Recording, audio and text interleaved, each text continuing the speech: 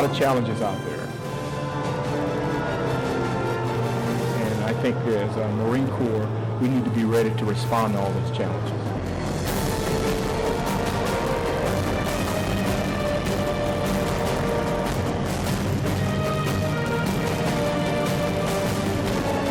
We're training now for contingencies or whatever may confront this nation in the future.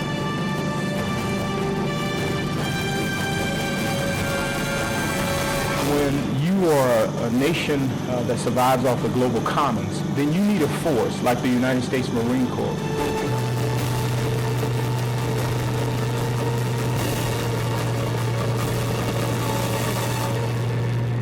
The United States Marine Corps stands ready. Welcome back to Red Beach here at Camp Pendleton, California. I'm Lieutenant Chris Harper. We're here with live coverage of Exercise Steel Night. What we just witnessed was the Marines and sailors of 3rd Assault Amphibian Battalion and the Marines and sailors of 3rd Battalion, 1st Marines landed on Red Beach here at Camp Pendleton. Now, they set up security and now they're moving on to their next objective. That means it's time for us to bring on our next guest. Colonel Scott Wirtz is an F-18 pilot and he's the Operations Officer, G3 of 1st Marine Division. Good morning, sir. Good morning. Welcome. Thanks. Thank you for taking the time to join us today. Absolutely.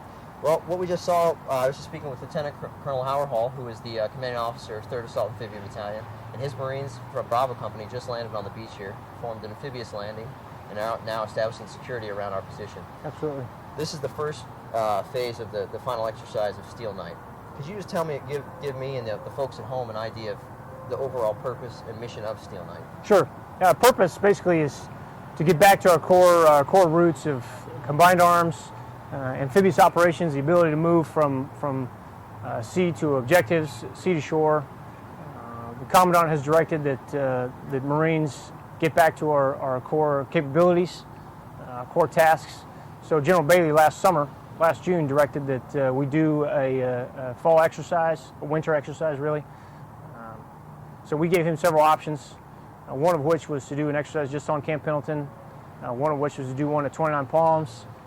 One course of action, or COA as we call it, was to do both at the same time. We did state that that'd be more difficult, involve more people, and more communications.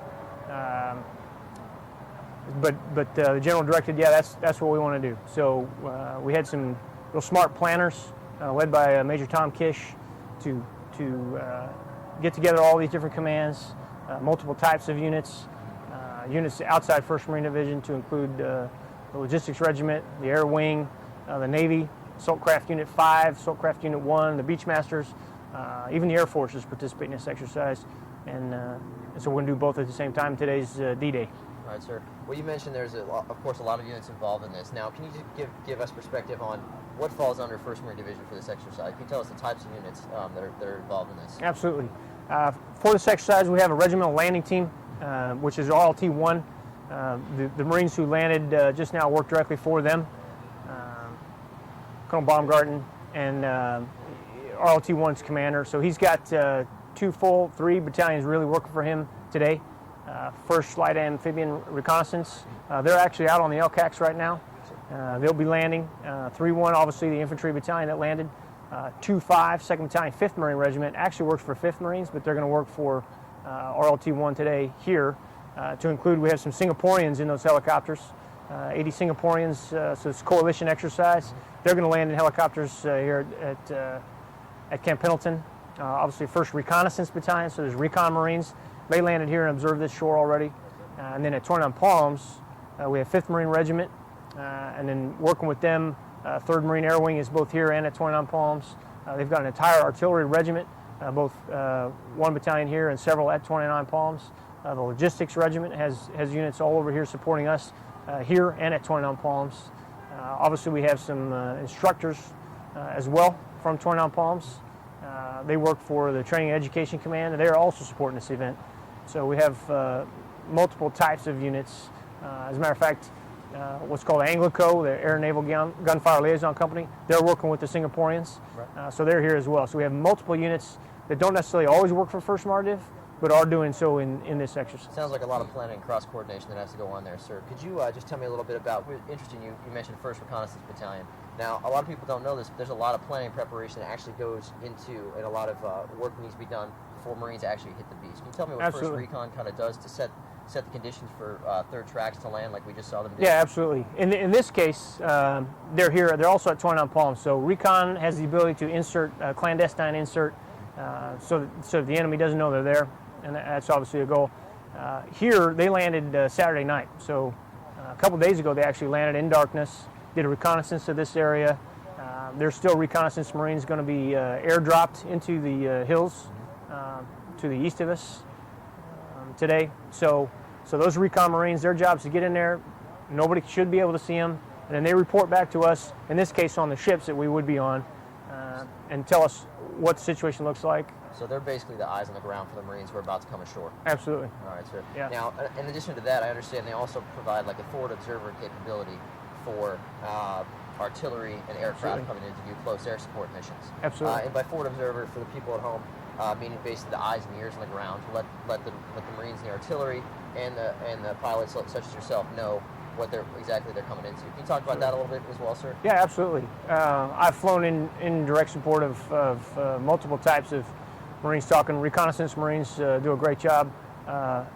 Skilled Marines that can move ashore somewhere, they can move inland without being seen. Once they're ashore, they'll establish communications back to us on ships or to aircraft. If they see an enemy position, they'll call in the coordinates of that enemy, and we can airstrike, or ships' missiles can hit those targets. All right, so let's bring it back to where we are. As you can see, take a look at the monitor here. Folks at home can see these are Marines from 3rd Battalion, 1st Marine Regiment. They came in on the AAVs from 3rd Assault Amphibian Battalion, commanded by Lieutenant Colonel Howard Hall, who just spoke with us earlier. Right now, it looks like they set up some kind of perimeter security. Can you tell them what is the next step for these Marines today? What is the next thing they're going to be doing? Next step, they move inland. We have notional enemy all over this base, so they would just need to continue to push inland. We have key terrain, key objectives that they'll seize. They have objectives such as road intersections. There's going to be other Marines push past them as well. You can hear the LCACs behind us. They'll be coming in, bringing in 1st Light Armored Reconnaissance Battalion. Those Marines are going to push to the Pendleton airfield. Right. So we'll continue to just move inland, continue to fight the enemy, push him out of this base, and then ultimately push theoretically all the way inland to 29 Palms, although that's going on simultaneously. Sure. And now we talk about a notional enemy that's going on here. Now this is basically one big train exercises. So the Marines come in here, we'll be doing a bunch of different train exercises. Some will be conducting actual live fire against notional enemy, and others will be doing military operations in urban terrain training with blank fire. Is that correct? That's exactly right. Yes. So on this base, there are live fire ranges, and so the Marines will go to those. The Singaporeans that are involved, they'll be there as well. Additionally, we'll go into this base has several pretty nice facilities to allow training in buildings, basically urban terrain, a simulated city. So you can obviously those are difficult operations to do, so you need to train to that. So they have some ranges where you fire blanks, some ranges where you fire simunitions or something like rubber bullets. Obviously, they're not coming out that fast, but and then obviously live fire ranges where you're shooting targets with live rounds and artillery. Sir, and as you already mentioned, we can hear the LCACs going behind us. They're kind of grounding the distance there with their big propellers. We actually have Marines from 1st Light Armored Reconnaissance Battalion. They're going to be rolling off those LCACs here shortly, supplied by Assault Craft Unit 5. Here in a little bit, I'd like to cut to a report from Sergeant Ned Johnson on the operations of LCACs, or landing craft air cushions. Apparently, we're not going to be able to cut to that report. Anyway, we'll continue our discussion on actual LCAC operations, sir. I've been on one of those a couple times. I know you probably have as well in your long Marine Corps career. Can you just give the folks a preview of what they're going to see today as the LCACs come on the beach? And as you know, they're going to be landing directly behind us here, so it's going to be pretty loud. Yeah, exactly. We won't be able to talk while they're landing. They're big props and they're big engines. We can hear them from here. They're several miles offshore. They kick up a lot of dust, make a lot of noise. Assault Craft Unit 5 is based right here on Camp Pendleton, and they can lift vehicles ashore, so not just infantry, but they will do that. They will lift. They can lift almost anything, really. And speaking with Lieutenant Colonel Hall earlier, I understand they bring another set of amphibious capabilities to the table for the Marine Corps. Absolutely. And their lift capabilities are different from AAVs in that they can carry a little bit more crew and personnel and equipment. I understand they can carry a tank on that, right, on the LCACs. Absolutely. What are we going to see them carrying today? Well, they're supposed to be carrying first Light Armored Reconnaissance Battalion, which is called the LAVs, Light Armored Vehicles. So it's a wheeled vehicle with a gun on it. They're also going to be carrying ashore the 1st Marine Regimental Headquarters. They'll come ashore. Some of their artillery will likely be coming ashore here today as well.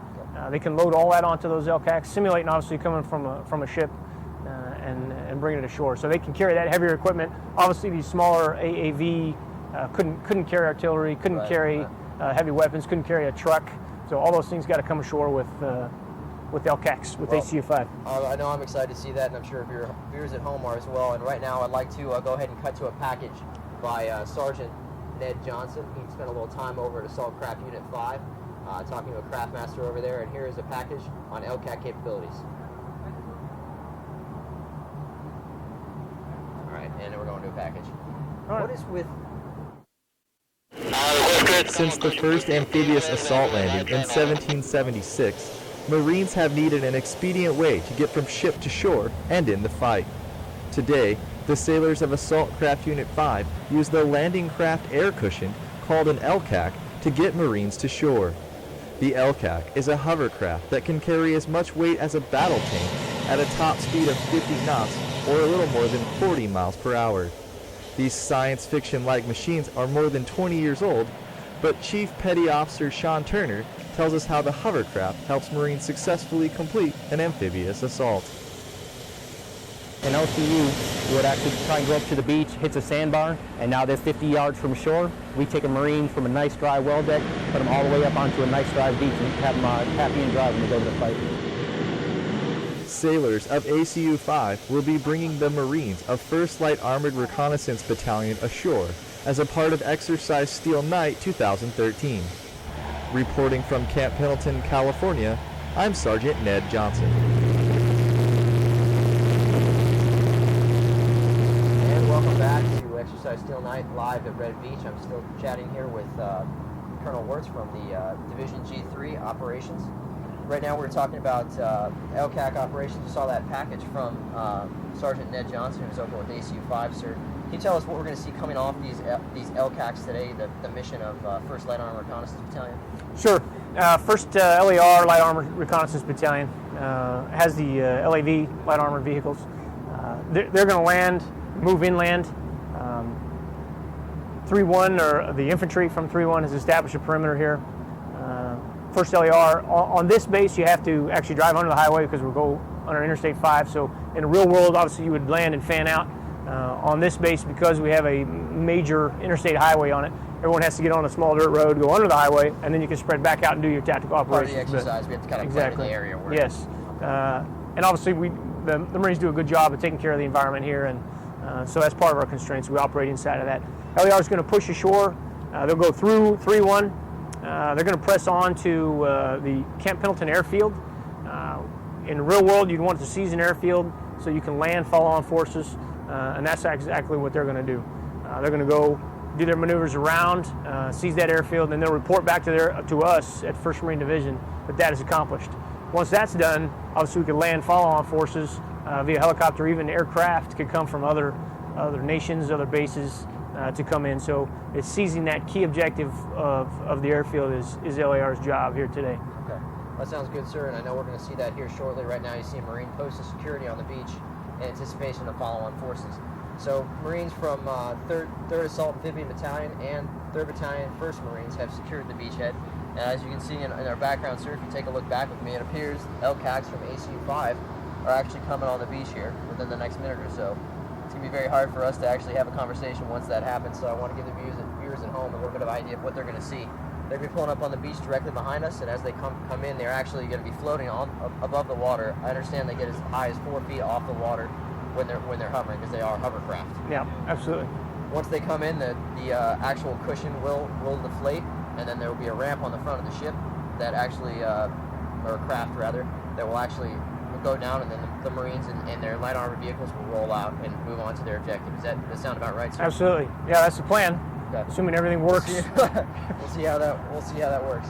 As you can see, this is a live shot here at Red Beach. We're looking at our monitor here, and I know you can see it at home. This is a LCAC landing craft air cushion hovercraft coming in from ACU 5. That's a Assault Craft Unit 5. As you can see, these are Marines. So right now, those are reporters, Marines and sailors from our unit, along with media from the local area, filming these LCACs coming in. These things are moving pretty fast. They're going upwards of 30 knots in the water. As they're coming into the beach, they'll slow down a little bit. I'm going to keep talking. Hopefully people at home can still hear me over this. You see the first wave of LCACs about to hit the beach. We're going to switch to live shot, take a break from the commentary, and just let you watch the LCACs as they come in.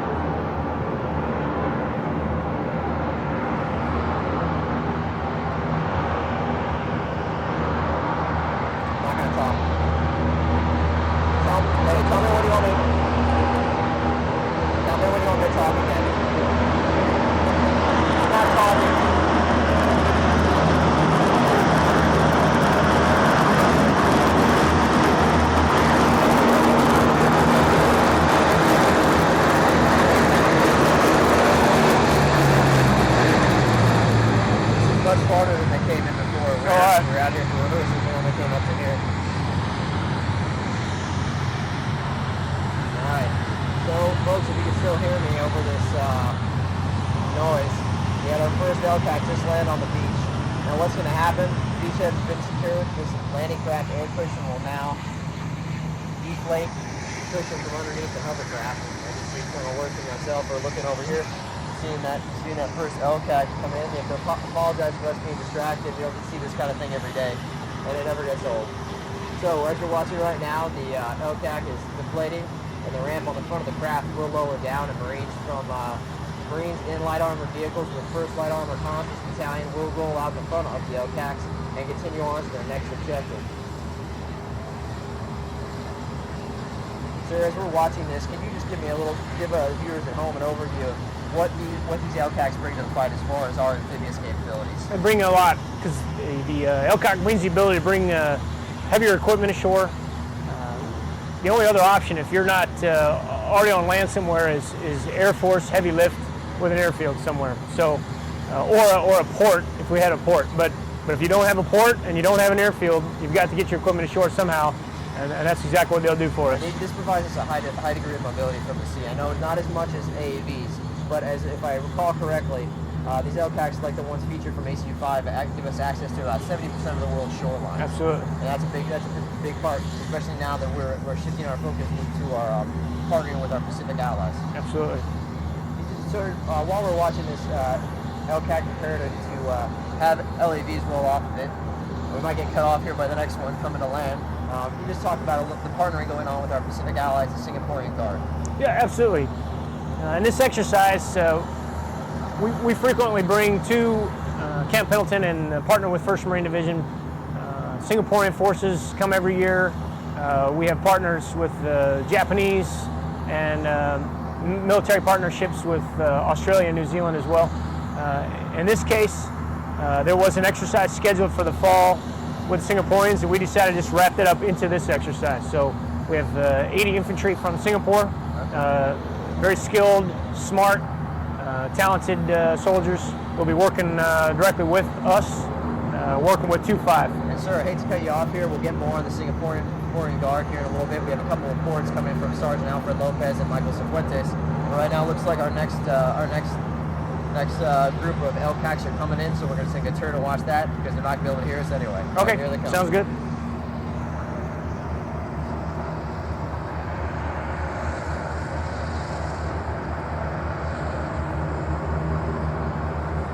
Folks, if you can actually still hear me watching on our webcast here, it looks like this next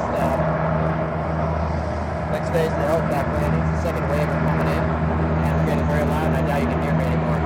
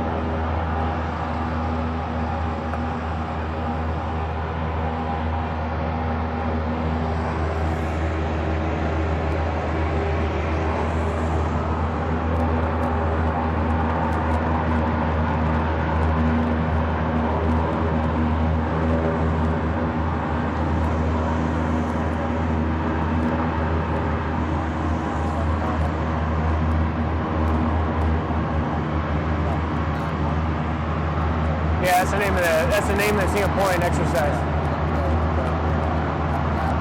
Okay. He's talking? All right. After that last one.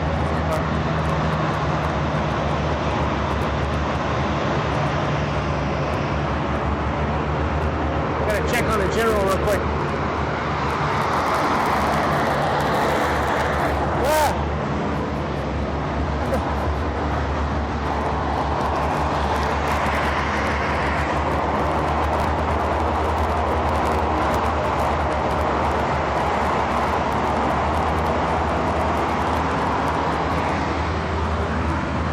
Am I still tied in?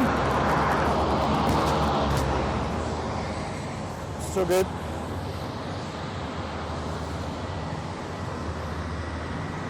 Alright, and it looks like the second wave of LCACs has now landed on the shore. After all that noise, then we got a third wave coming in shortly after that, so I fully expect to be cut off again. And sir, we were just talking about exercise Valiant Mark. I know 2nd Battalion 5th Marines is out there working with the Singaporeans right now. Can you tell me a little bit about the kind of training they're doing?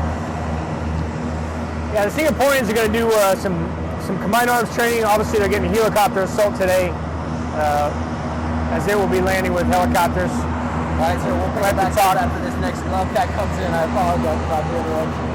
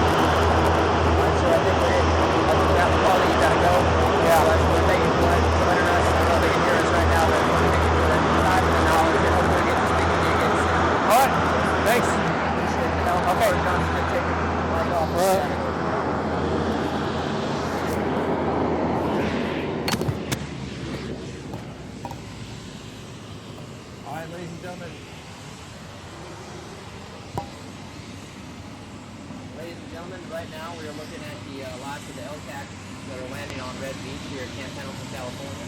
We're going to cut over to some footage of the LCACs. We're going to head over to some footage of the LCACs here shortly.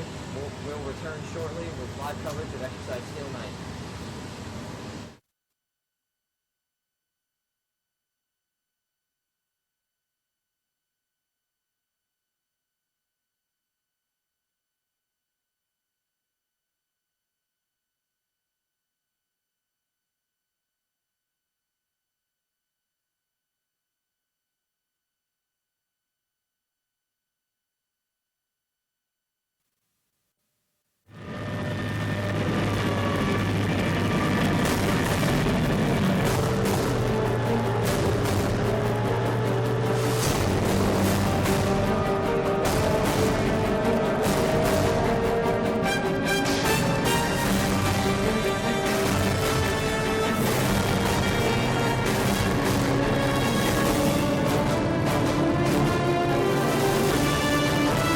A lot of challenges out there, and I think as a Marine Corps we need to be ready to respond to all those challenges.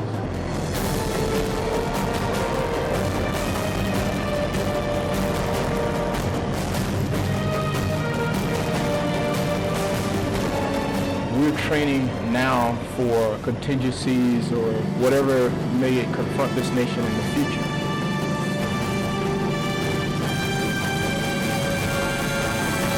When you are a nation that survives off the global commons, then you need a force like the United States Marine Corps.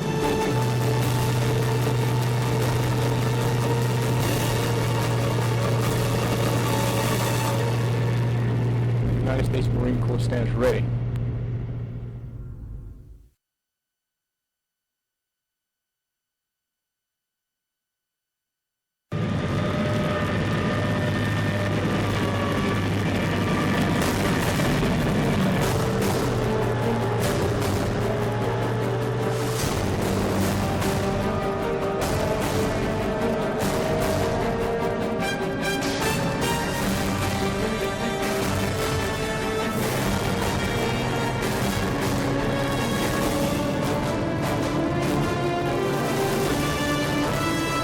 lot of challenges out there.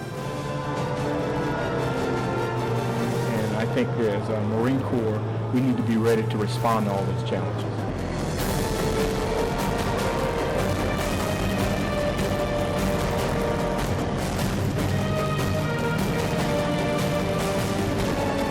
We're training now for contingencies or whatever may confront this nation in the future.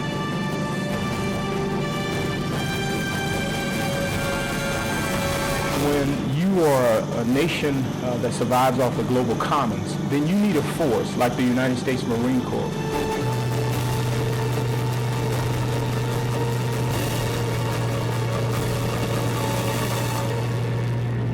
United States Marine Corps stands ready. And welcome back to Exercise Steel Night. We're here at Red Beach, live on Camp Pendleton, California. Right now we're going to go over to a report by Sergeant Michael Cifuentes on Exercise Valiant March, partnering with local militaries in Kabul province, Afghanistan.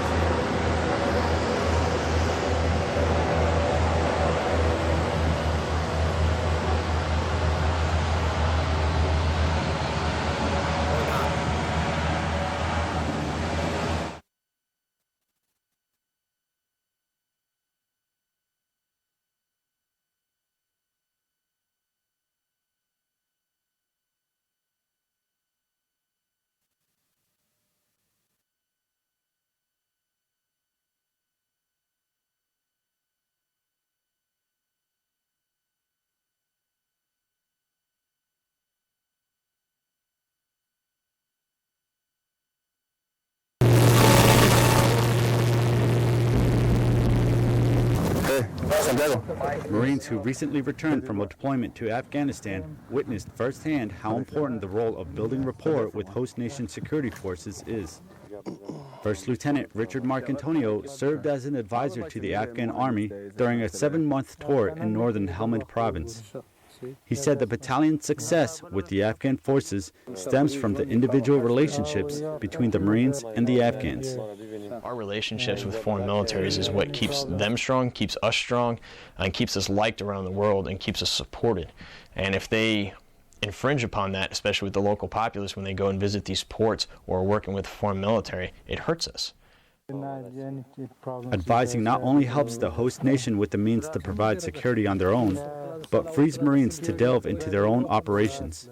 Just think of it as force multipliers, really, is you know, if you can employ a single Marine advisor team of 20 Marines and sailors, they can effectively advise a 500-man police force or even larger Afghan Army Kandak. You really freed resources to go elsewhere in the fight. Although certain Marines serve the billet as advisor, building bonds and strengthening our military allies is a job for every Marine. Everyone's going to interact. Every Marine on a MU, every Marine who's going to be working for foreign militaries, everyone who, I mean, that's what we do now, or it's what we've always done, and that's something we're going back to focus on now, is working with foreign militaries, because that's how we are strong, and how we save ourselves from getting into large-scale warfare is by building strong, helping to aid stronger foreign militaries. The stronger they are, the less aid that they're going to need if they go to war. 2nd Battalion, 5th Marines are currently advising and training alongside Singaporean Guardsmen as part of Exercise Valiant Mark. Reporting from Camp Pendleton, California, I'm Marine Sergeant Michael Cifuentes.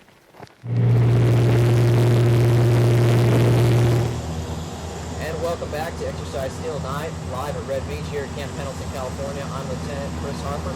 Continuing with our coverage, LCACs are continuing to deliver Marines with 1st Light Armored Reconnaissance Battalion, as you can hear and see on the beach behind me. That means it's time to welcome our next guest to the webcast. He's an infantry officer who is deployed in support of Operation Iraqi Freedom and Operation Enduring Freedom, and likely a very proud Texas A&M Aggie fan after the Heisman Trophy ceremony this weekend. Lieutenant Colonel Brad Tippett is the commanding officer of 3rd Battalion, 1st Marines. Good morning, sir. Welcome to the webcast. Good morning. Thanks for having me out. Thank you for hopping here after you. I know you just literally got out of the water. Yep. Can you go ahead and tell the folks at home a little bit about what your battalion is doing today? Well, 3-1's a part of the battalion landing team for this exercise. We were the ones conducting the initial amphibious assault. You saw the AAVs, the amphibious assault vehicles come across. And our mission initially in this part of this exercise is to secure that initial lodgment to allow the introduction of follow-on forces, the first of which is seeing out coming behind us on the LCACs. We'll just pause for a second, sir, while the LCACs go by here because they can't really hear what's going on. While we're doing that, sir, picture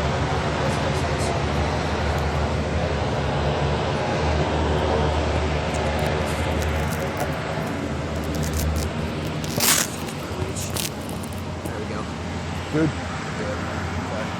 Drive, you're uncomfortable there, sir.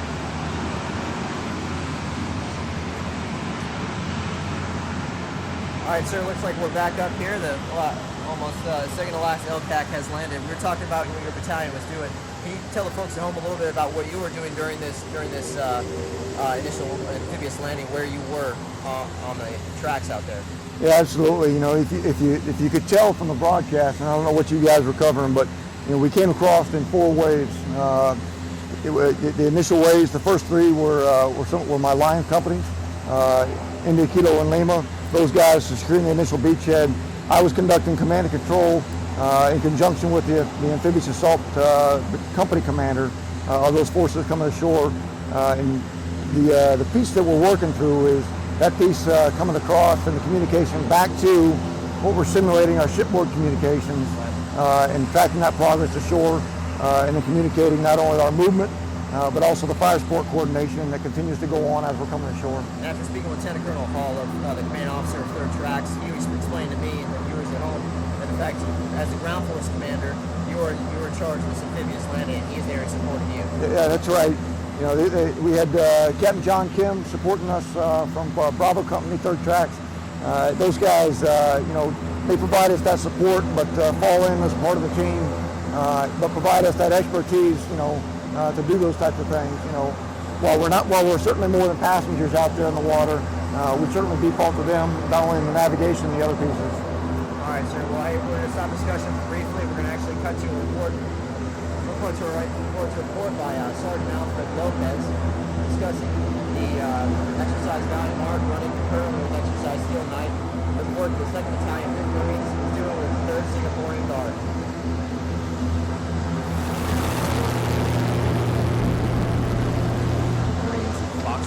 Minute 20. My mic wrong or something?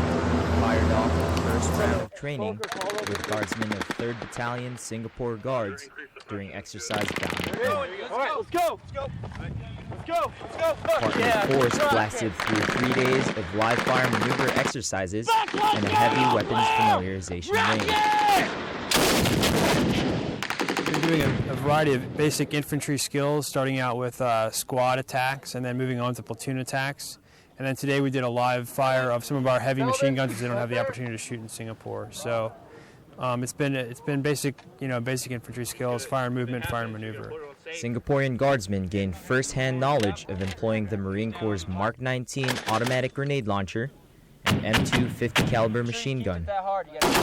With guidance from Fox Company's Marines, the guardsmen were able to improve their basic fire and maneuver skills by taking advantage of Camp Pendleton's immense training grounds. We do conduct live firings. By and large, it's very similar. Just that the space here allows us to conduct a more complex maneuver, which gives soldiers more confidence in executing their drills. Valiant Mark's final exercise, which will coincide with exercise Steel Night, will test the skills practiced today by the Marines and Guardsmen, as well as their professional relationship. Reporting from Camp Pendleton, California, I'm Sergeant Alfred Lopez. And welcome back to our live webcast of Exercise Steel Night here on Red Beach at Camp Pendleton, California.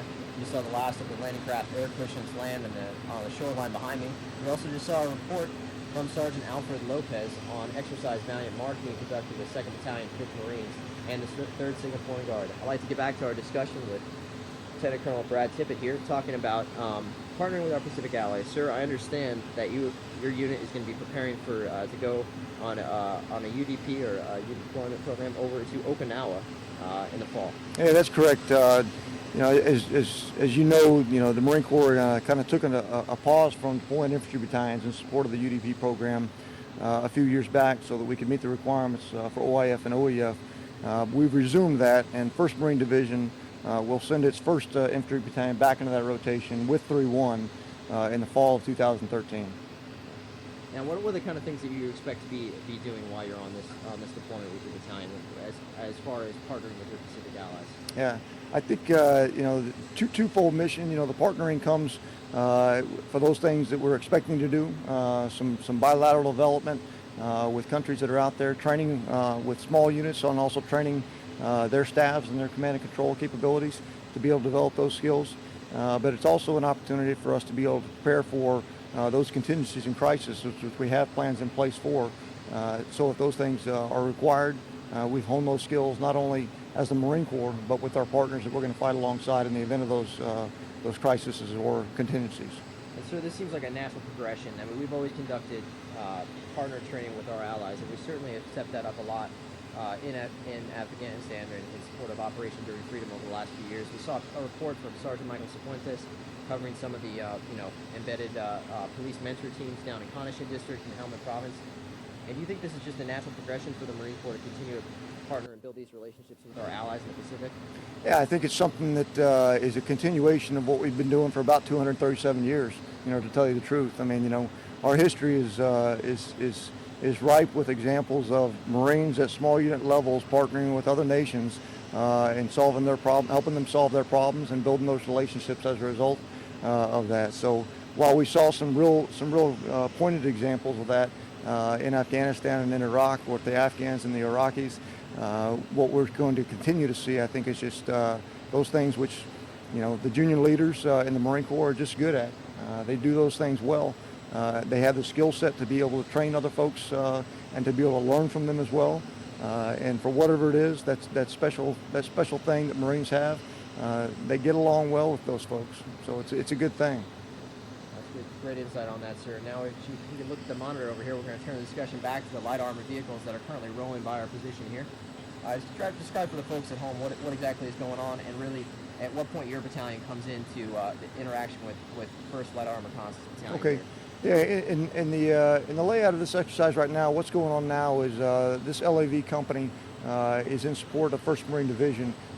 We have established a lodgment to allow their introduction so that they can go to the 1st Division objective and secure that objective.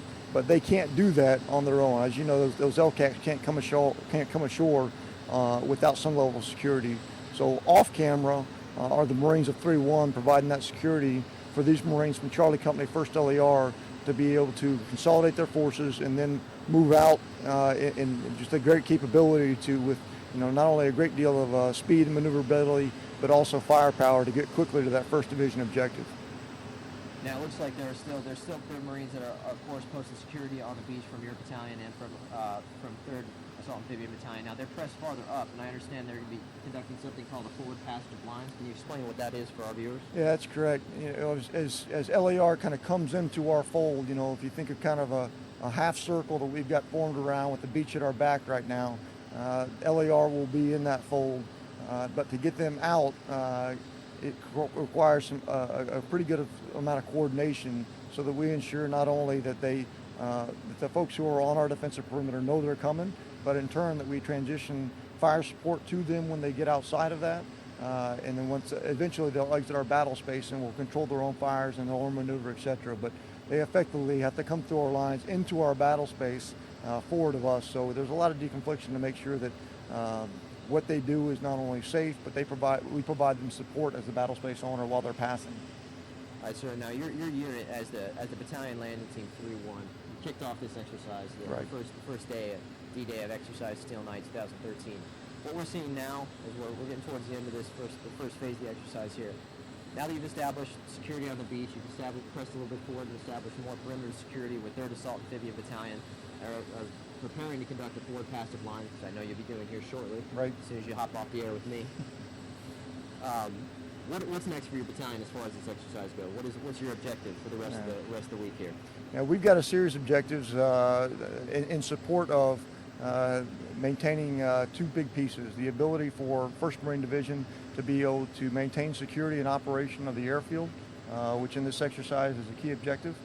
It'll allow the introduction of a whole lot more follow-on forces via strategic lift and those types of things in this scenario. But we're also providing conducting offensive operations to defeat the enemy and secure the ability for Regimental Combat Team 5 to proceed on inland to follow on objectives hundreds of miles inland. So, we're going to conduct offensive operations to do those pieces, so that really enabling two different types of forces. One, those that are going to secure the airfield, and two, those that are going to go on further inland. And that's the securing the airfield will be 1st Light Armored Reconnaissance Battalion. Correct. And then the Regimental Combat Team 5 will be pressing forward with their own 3 infantry battalions up there, artillery and close air support as well at the Marine Corps Air Ground Combat Center in 29 Palms. That's California. right. Yep. Okay. That's what's going on inland, but I'd like to know, sir, more specific, what kind of training events will your battalion be doing? I know we're obviously fighting a notional enemy this week, right? But what types of things are you doing? I understand there'll be live fire training on one of the many ranges, on several of the many ranges on Camp Pendleton. But what other kind of training will they be conducting?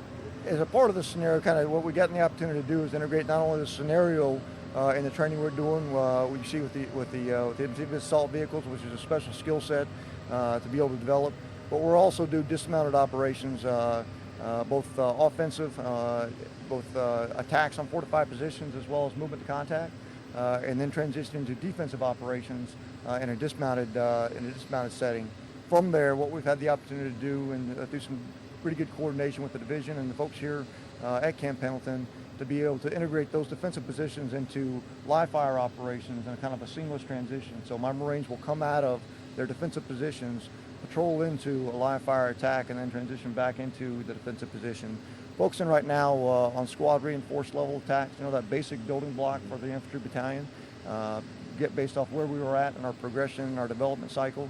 And then I've also got my combined anti-armor teams doing training in my scout sniper platoon in support of those exercises, the non-live fire portion, and then doing live fire precision shooting skills as we go along. And sir, you said that we're in the kind of squad reinforced phase right now, doing live fire training, doing defense positions, corporate with live fire training, certainly military operations in urban terrain, training with the various mount towns that we have across Camp Pendleton. What is this leading to? What progress? Where is this progress going to go as you prepare for your UDP in the fall? Yeah, where we're at right now, we've got a great opportunity to have some depth, some time to be able to prepare for the next deployment, which is a great thing. So we're taking those opportunities to train to those basic skill sets. But as we come back off of, this battalion did a deployment to Afghanistan in 2010, then they did the MU, having recently deployed in June of this year. We'll go to UDP, but the reality, some of those skill sets that we've had down pretty well about 10 years ago have atrophied. So we're taking the time from the ground level, from the fire team level, from the squad level, and on up to integrate those high-end offensive and defensive skills that have kind of really atrophied a little bit. We'll start with those small unit levels and then work our way up. We're scheduled to participate in the integrated training exercise up to 29 Palms. That'll be in May of this year, and then follow on with the trip up to the Mountain Warfare Training Center in Bridgeport.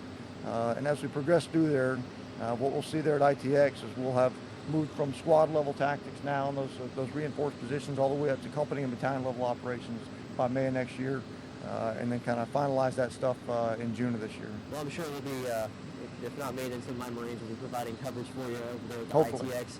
I don't know if I'm cool enough to send anybody up to Bridgeport Mountain Warfare training with you. Please with you up there. It's a summertime, you'll be good. Okay, well, we'll see. I don't know, sir. I think it might still be cold for some reason. Miserable either way. But I'll keep that in mind. What I would like to talk about is, some of the training that you think you would like to do with while you're on UDP when you're working with these specific allies. What kind of stuff do you see yourself actually working with them on? Like what kind of training environment? Considering they're on the other side of the world, it's much different than our region here. Right. I think it offers a couple great opportunities. One, the geography and the topography that we find in some of those countries is a tremendous opportunity for our Marines to train in. The jungle warfare settings that are prevalent in a lot of the Pacific nations, which is something we don't get the opportunity to do here. We have some of those training centers that we're working on improving there on Okinawa, but certainly those exist in our partner nations as well. But some of the other pieces that are unique is the ability for us to be able to integrate our amphibious skill sets, in everywhere we go, because every one of those countries, amphibious operations are a ripe training ground. They're a ripe training ground for those because obviously they're surrounded by water. And we obviously have a ripe training ground here as well, sir. As you can see, we got our LCACs pulling a 180 and heading back out to shore. It's causing a lot of noise, a lot of blowback of water, wind, and sand. Coming back on our Marines on the beach here. I don't know if you can still hear the audio, but I'm going to try to describe the scene for you. These hovercraft actually can lift up, perform almost a 180 without moving back to the floor, and get right back out after dropping their cargo on the beach. It's pretty incredible capability.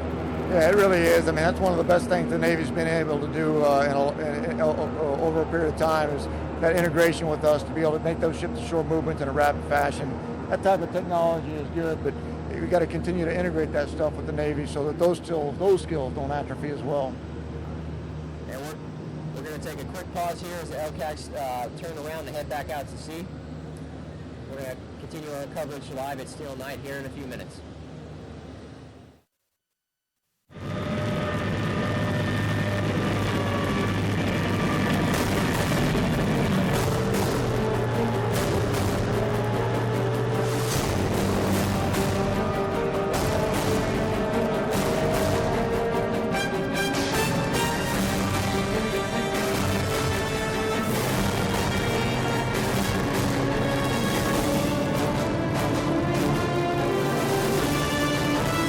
A lot of challenges out there, and I think as a Marine Corps we need to be ready to respond to all those challenges.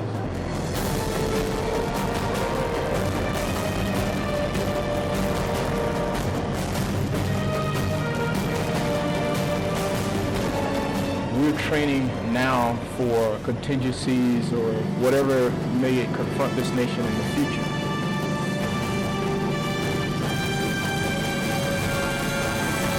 When you are a nation that survives off the global commons, then you need a force like the United States Marine Corps.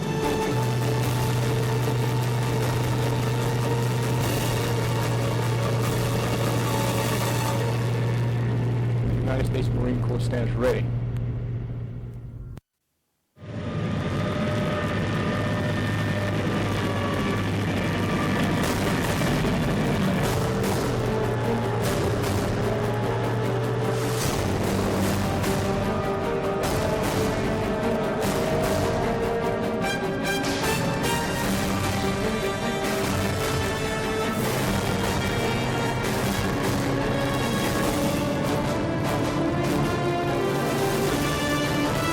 A lot of challenges out there, and I think as a Marine Corps we need to be ready to respond to all those challenges.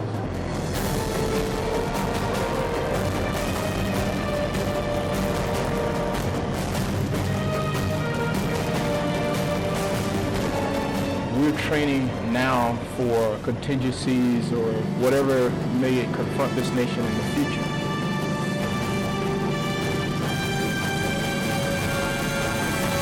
When you are a nation that survives off the global commons, then you need a force like the United States Marine Corps.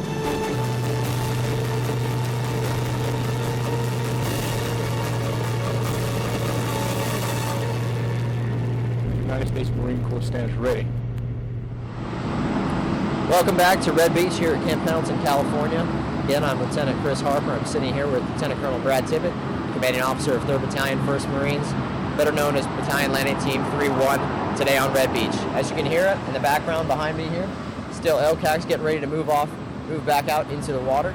Right now I'd like to continue my discussion with Lieutenant Colonel Tippett, talking about, really the changes in the Marine Corps' focus coming off of, as we draw down from Operation Enduring Freedom in Afghanistan. We're really shifted our focus into the security force assistant model there in Afghanistan, sir.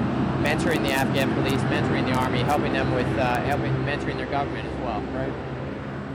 And now we're shifting to back to this amphibious roots is a key word you hear a lot around the Marine Corps. And a lot of these Marines, I know myself and you as well, sir, if I may speak for you, you're used to ground pound in the desert, and we haven't been on in the water for a while. So this must be a refreshing experience for you.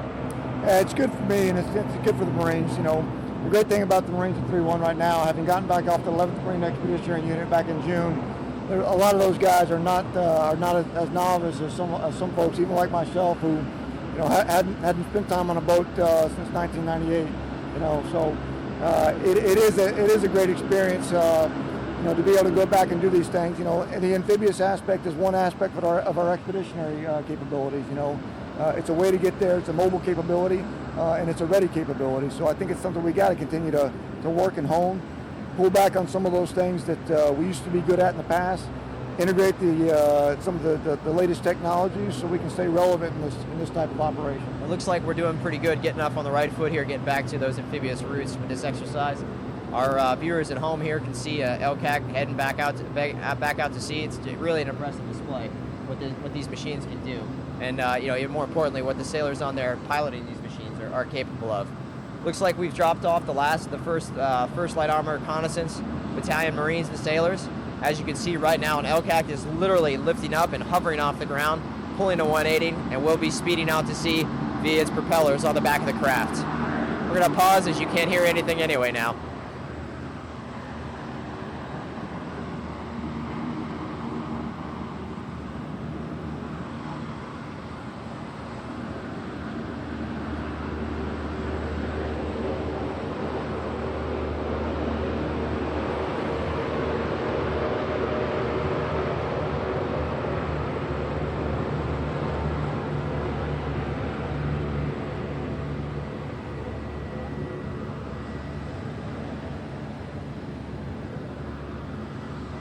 All right, looks like the second to last LCAC is heading back out to sea, and you hear that roar behind me. The last one is about to lift off from the shore. Let's go to that.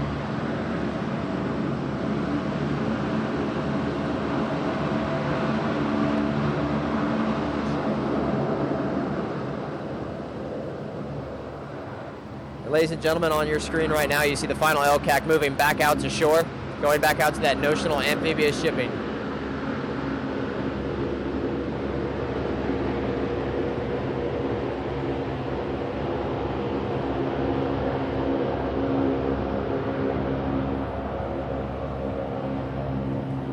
And now you're seeing a view of an AAV with 3rd Assault Amphibian Battalion right there. You see the last LCAC heading back out to shore. The LCACs are, of course, supplied by our Navy brethren over there at Assault Craft Unit 5. And, sir, just to just kind of wrap this up for folks, can you give me a little bit of perspective on the overall exercise Steel Night and what that means, not only to you and as you command 3-1 for the near future, but kind of the Marine Corps overall and our shift to focus specific?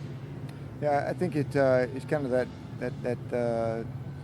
hallmark, if you will, of a shift from what we've been doing in support of counterinsurgency operations for really the past decade plus to getting our Marines both mentally and physically shifted in their capabilities back to be able to support operations in the Pacific, but as well as to be that global crisis response force. Those type of skills are not gained easily. But the one thing that we have, at our advantage is those junior leaders who are a part of 3-1 and a part of the Marine Corps at large, regardless of whether it's old or whether it's new. Those guys are the common denominator, and they'll be the ones who will carry the day and generate success. What's really incredible to me, and hopefully the people at home can get a good perspective on exactly how much work goes into this. As we saw amphibious vehicles coming in. Your own battalion of infantrymen are coming off the shore, sir. Right now, you can hear it. We've got support and assault aircraft flying overhead. So this is really an effort by all elements of the Marine Air Ground Task Force. Yeah, it is. I mean, the MAGTAF is a unique capability that combines those aspects, combines the aviation, combines the air, combines the aviation, the ground, the logistics, all those pieces into kind of one synthesized whole, and delivers it in the right size package that's required for whatever mission it may be.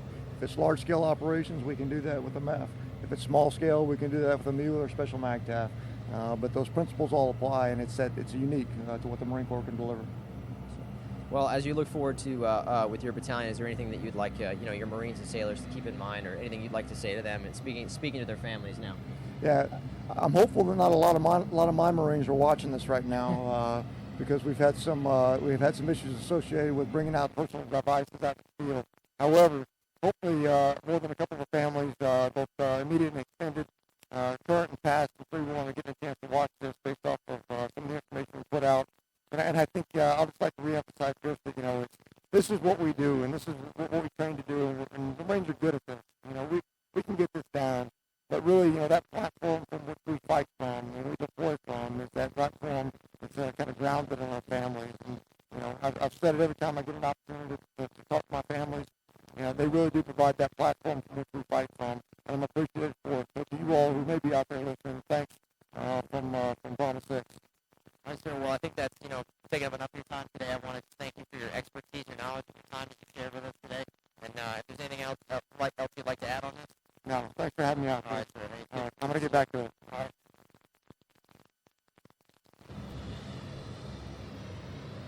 All right, and as we're waiting, ladies and gentlemen, we're waiting here for the final LCAC to exit over to the beach. Looks like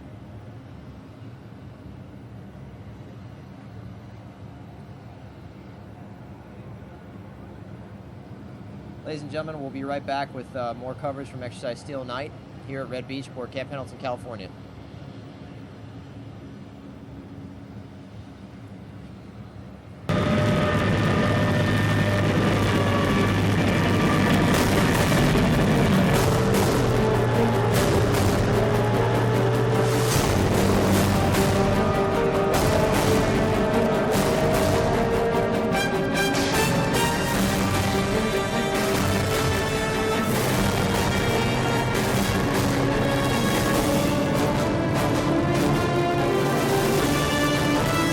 A lot of challenges out there,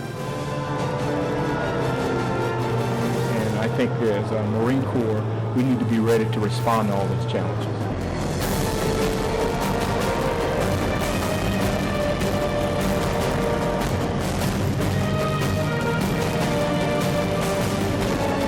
We're training now for contingencies or whatever may confront this nation in the future.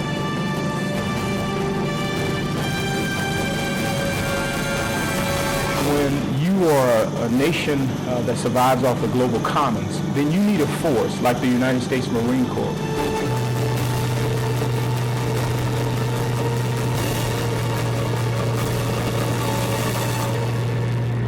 The United States Marine Corps stands ready.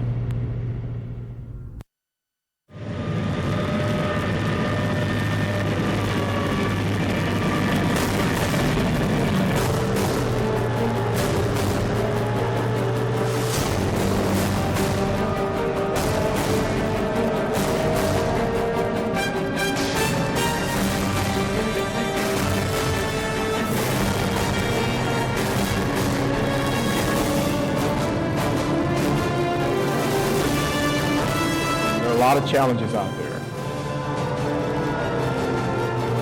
and I think as a Marine Corps, we need to be ready to respond to all those challenges.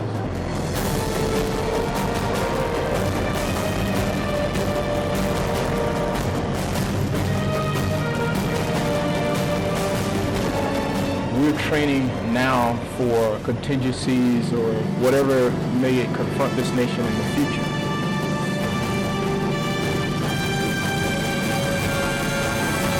When you are a nation that survives off the global commons, then you need a force like the United States Marine Corps.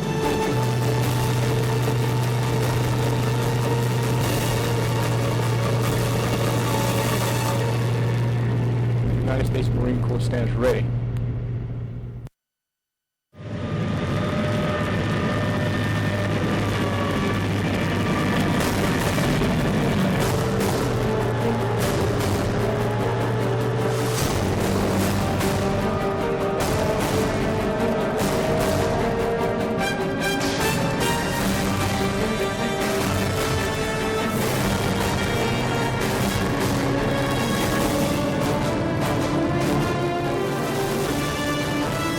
A lot of challenges out there,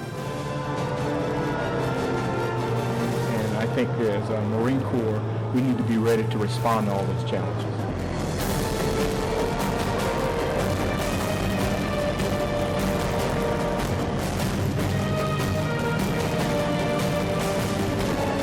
We're training now for contingencies or whatever may confront this nation in the future.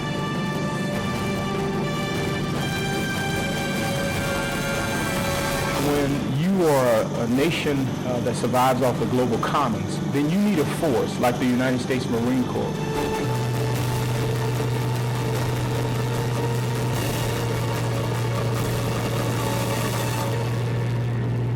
United States Marine Corps stands ready.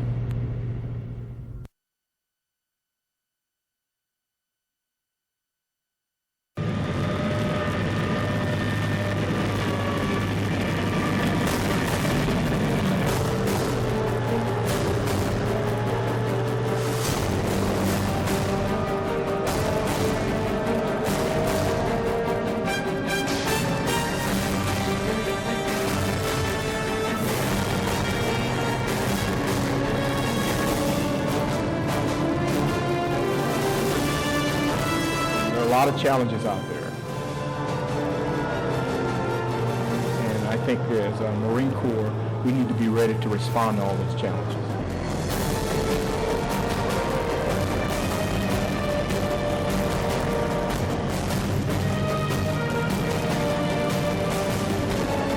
We're training now for contingencies or whatever may confront this nation in the future.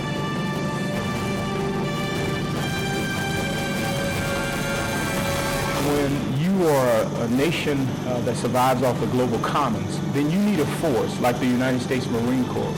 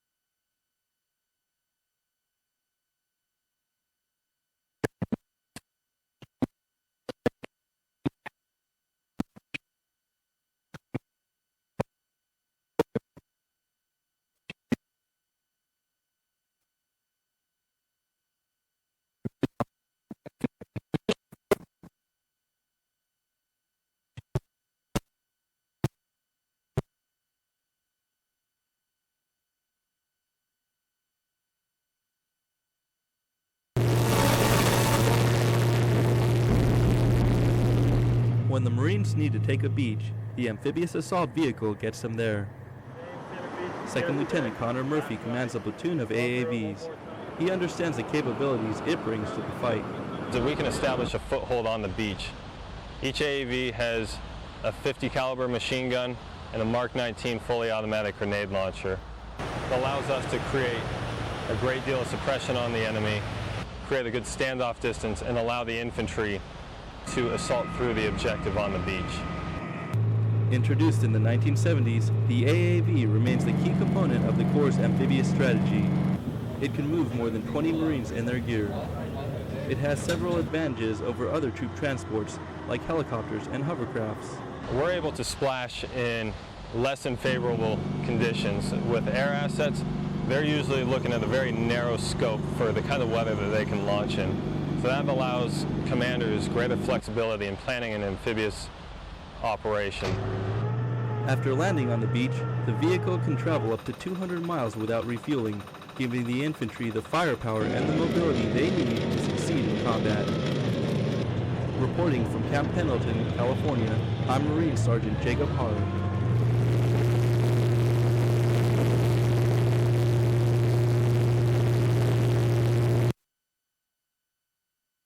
Ladies and gentlemen, welcome back to Exercise Steel Night 2013. Still Lieutenant Harper reporting to you live from Red Beach here at Camp Pendleton, California. We're getting ready to wrap things up here at Red Beach.